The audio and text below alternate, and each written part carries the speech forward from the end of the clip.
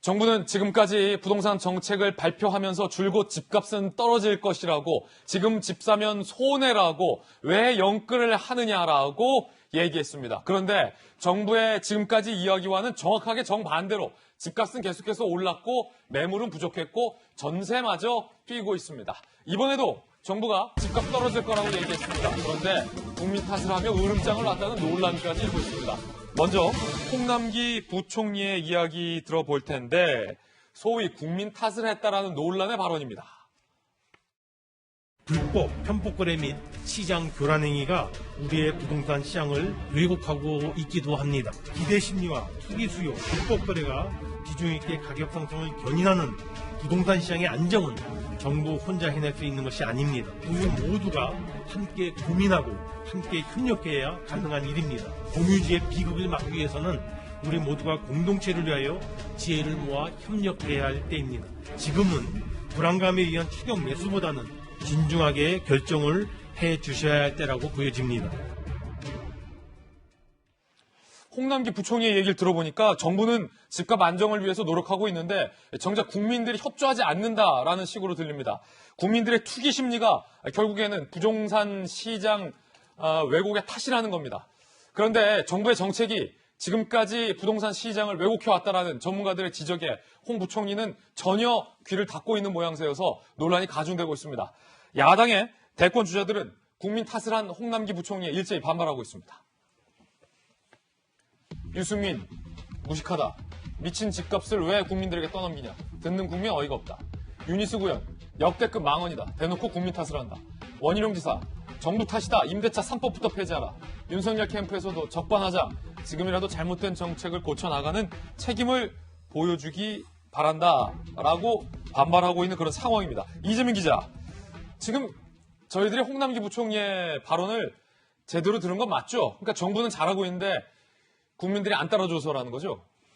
그렇죠. 그러니까 이번 현 정부 들어서 부동산 값이, 아파트 값이 한 2배가량 올랐는데 그 오른 이유가 결국은 투기 수요 그리고 불법 거래 때문이다. 이렇게 지금 정부는 진단하고 있다. 이런 얘기인 거죠. 근데 아무리 생각해도 갑자기 현 정부 들어서 투기꾼이 2배가 늘고 막 3배가 늘고 그래서 투기 수요와 불법 거래가 갑자기 늘었다는 게 과연 상식적으로 납득이 될까 이런 생각이 드는 거죠.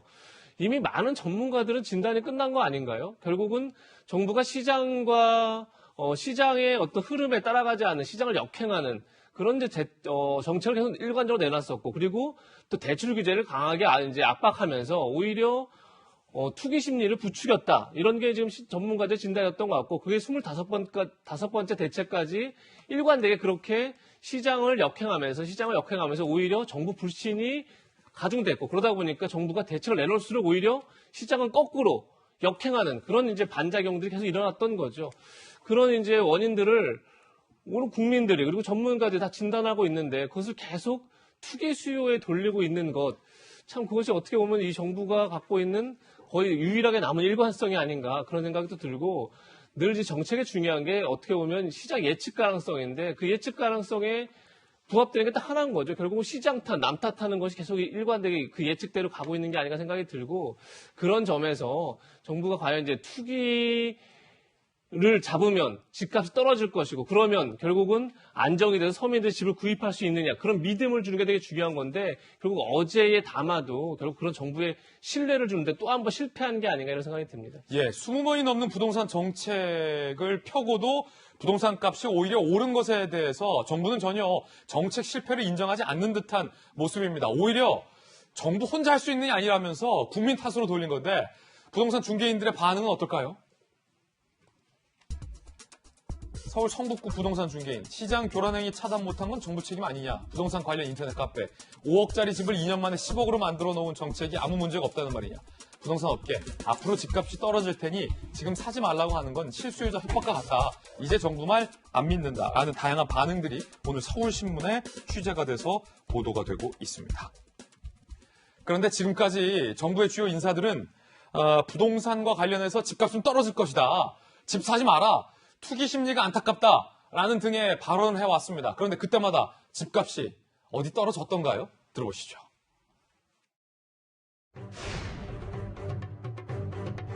서울과 수도권의 최근 주택 공급 물량은 최근 10년 평균 실적이나 전문 연구기관이 산정한 주택 수요량을 크게 상회하는 수준입니다. 거주를 위한, 정말 국민들의 삶을 위한 주택은 시장이 이길 수 없습니다. 국민의 거주를 위한 수요는 반드시 꼭 시장에 맡겨야 될 이유가 없는 겁니다. 저는 이게 부동산 문제는 우리 정부에서는 자신 있다고 이렇게 좀 장담하고 싶습니다. 대통령까지 나서서 부동산 문제만큼 자신이 있다라고 했지만 집값은 전혀 잡히지 않고 있는데 박정하 전 청와대 대변인 조금 전 홍남기 부총리의 발언 들었잖아요. 네. 유승민 의원 같은 경우는 무식하다라고까지 비판했는데 어떻게 들으셨습니까?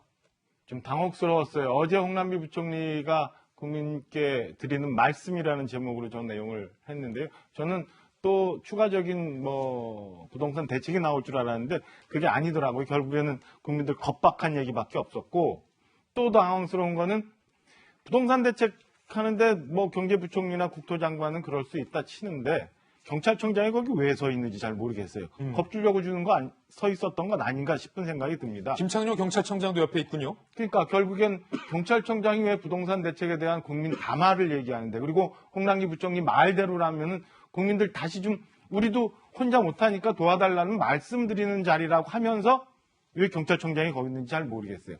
단언컨대 2017년 5월로 돌아가서 지금까지 있었던 25번의 부동산 대책을 다 되돌리면 저는 부동산 정책 다시 잡을 수 있다고 봅니다.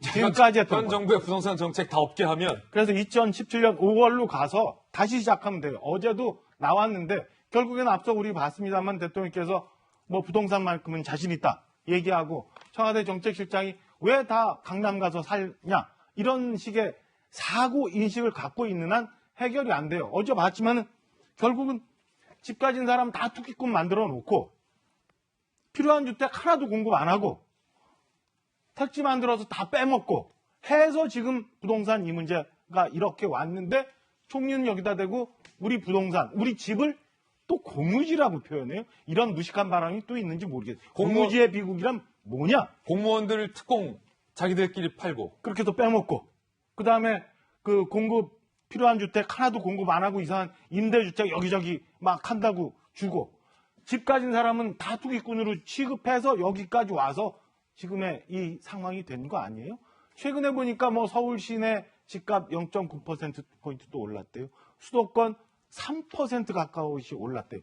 어떻게 하고는 이제 와서 국민들 집 사지 마라 겁주는지 저는 도저히 납득을 할 수가 없습니다. 2017년 5월로 돌아가면 됩니다. 자, 박정하 전 대변인의 개인적인 견해 들어봤고 설마 경제부총리가 잇따른 정부 정책의 실패를 자인하지 않고 정말로 국민 탓을 한 게 맞은 걸까 의아심이 드는 분들이 있을 겁니다. 저희가 잘못 들었을 수도 있기 때문에 홍남기 경제부총리의 발언 다시 한번 들어보겠습니다. 우리 국민 여러분께서 듣고서 판단해 주시죠. 불법, 편법 거래 및 시장 교란 행위가 우리의 부동산 시장을 왜곡하고 있기도 합니다. 기대 심리와 투기 수요, 불법 거래가 비중 있게 가격 상승을 견인하는 부동산 시장의 안정은 정부 혼자 해낼 수 있는 것이 아닙니다. 국민 모두가 함께 고민하고 함께 협력해야 가능한 일입니다. 공유지의 비극을 막기 위해서는 우리 모두가 공동체를 위하여 지혜를 모아 협력해야 할 때입니다. 지금은 불안감에 의한 추격 매수보다는 진중하게 결정을 해 주셔야 할 때라고 보여집니다. 다시 들어봐도 좀 의아스러운 발언인 것 같은데 전재수 의원님 예. 그렇다면 국민들이 지금까지 진중하지 못했고 국민들이 투기 심리에 사로잡혀 있었고 정부는 아무 잘못 없다?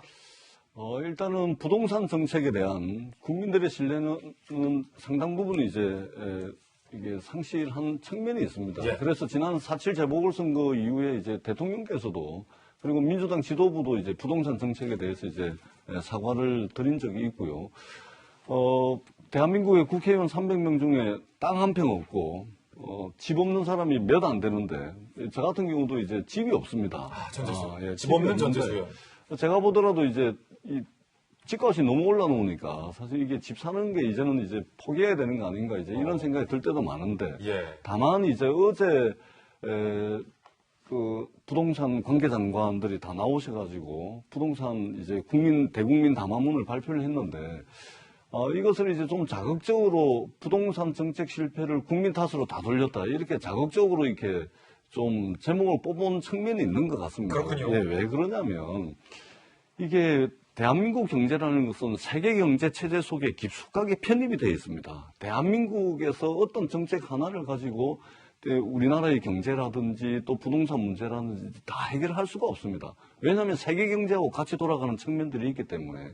그리고 지금 OECD 국가 이 부동산 정책이 실패한 측면은 분명히 있습니다. 그럼에도 불구하고 전 세계적 차원에서 보자면 OECD 국가 중에서 이 부동산 상승률이 대한민국이 한 17등 정도 됩니다. 제일 1등이 이제 독일인데요.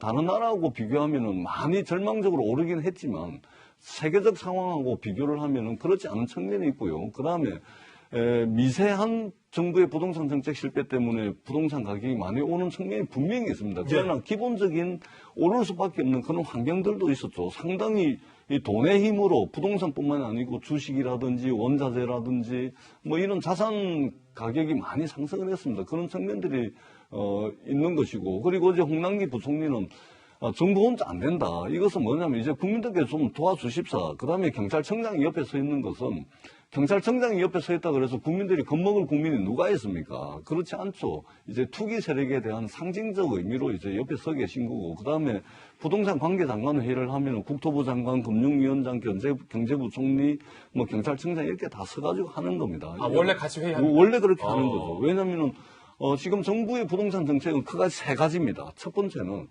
주택 시장이 이제 그만됐다라고 할 동안 계속해서 주택 공급을 대대적으로 하겠다는 것, 첫 번째.